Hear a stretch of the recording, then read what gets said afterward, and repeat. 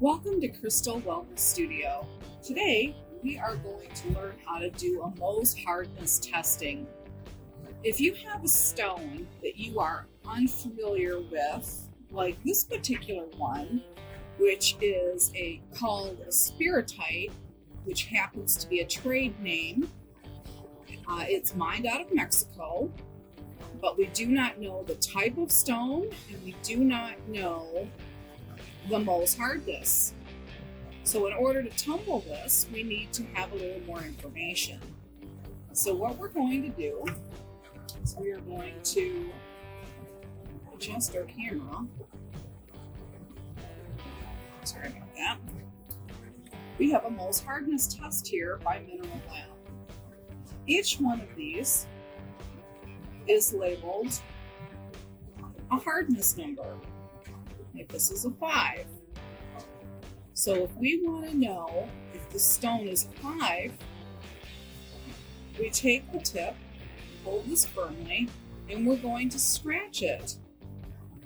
You're going to press firmly into the stone and see if it leaves a mark. And it does not. So this rock is harder than a MOHS 5. So let's go to a 7.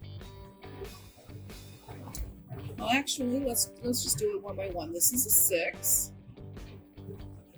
And then we are going to scratch. And what you want to do is not just scratch it, but you want to dig into the stone to see if it actually leaves a mark. And it does not. As you can see, there's still no mark on the stone. So now we flip the side, and it's a 7. Now, holding the stone, we are going to dig into it and see if we can make a scratch. Now, there's a little scratch mark, but it did not dent the surface of the stone. So let's take a MOHS Hardness 8. Okay. And we are going to dig into the stone, and that left an indentation. If you can see that. Let's see, let's get a good. It's right here.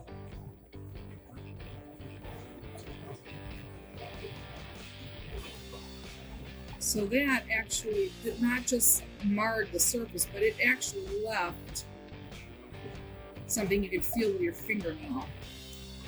You know, there's a little scratch mark here. So if an 8 can leave a mark in the stone, but a 7 did not, we're going to say that this is a MOHS Hardness 7 stone.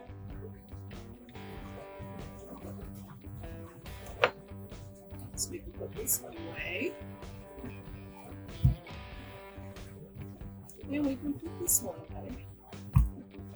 And now we know the hardness of the stone.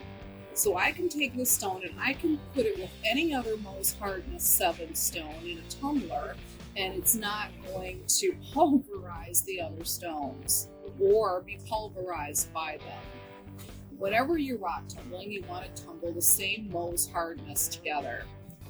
So there you have it. Pretty simple. Get yourself a kit.